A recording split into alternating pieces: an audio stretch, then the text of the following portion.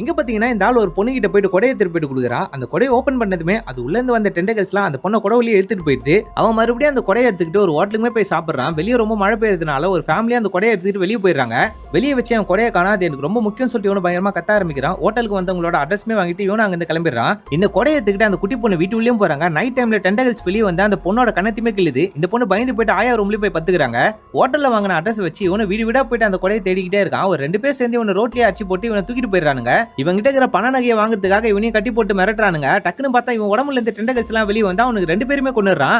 Night நேரத்துல அந்த டெண்டகல்ஸ் அந்த ஆயோவை கொல்றதுக்காக போது இந்த குட்டி பொண்ணுமே பாத்துறா. அந்த கொடையை ஓபன் பண்ணி பார்த்தா அது உள்ள வந்து ஒரு குட்டி பொண்ணு வெளில வரா. இந்த பொண்ணு ஒரு ஏலியன், நம்ம ஊர் வெயில அந்த பொண்ணு ஒத்துக்காது. அதனால தான் அவங்க அப்பா அந்த கொடவுலயே இந்த பொண்ணு ஒளிச்சு வச்சிருக்காரு.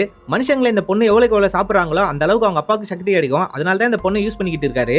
இந்த 2 குட்டி பொண்ணுங்களும் நல்ல ஃப்ரெண்ட்ஸ் ஆயிட்டாங்க. வீட்டுல இவங்க விளையாடிக்கிட்டே இருக்கும்போது இவங்க வீட்டாளுங்களுமே இந்த பொண்ணை பாத்துறாங்க.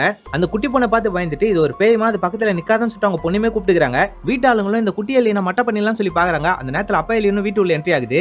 யாரா நீ ஜோக்கர் மாதிரி மேக்கப் போட்டுக்கிற சொல்லி வீட்டாளுங்களும் பயங்கரமா கலாய்க்கிறாங்க. குட்டி பொண்ணு அவங்க எல்லாருமே போட்டு தெரியலன்னு சொல்லி அவனுமே இன்ஸ்ட்ரக்ஷன் கொடுக்குறான். வேணாம் டாடி, நானும் இந்த பொண்ணு நல்ல ஃப்ரெண்ட்ஸ் ஆயிட்டோம், எங்க ஃபேமிலியை விட்டுருவோம், வேற எதனா ஃபேமிலியை நம்ம கொண்டுக்கலாம்னு சொல்லிட்டு அந்த பொண்ணு எவ்வளவு பேசி பாக்குறாங்க. எனக்கு இவங்க தான் வேணும்னு சொல்லி அப்பா எலியன் அடம்பிச்சுன்னு இருக்கான். அதனால இந்த குட்டி பொண்ணுமே அவங்க அப்பாக்கு எதிராக சண்டை போட ஆரம்பிக்கிறா.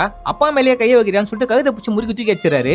இன்னும் கொஞ்ச நேரம் விட்டா என் ஃப்ரெண்டை நீ காலி பண்றோம்னு சொல்லிட்டு இந்த குட்டி பொண்ணு குடுன்னு ஓடி போயிட்டு சன்லைட்ல நின்னுறாங்க.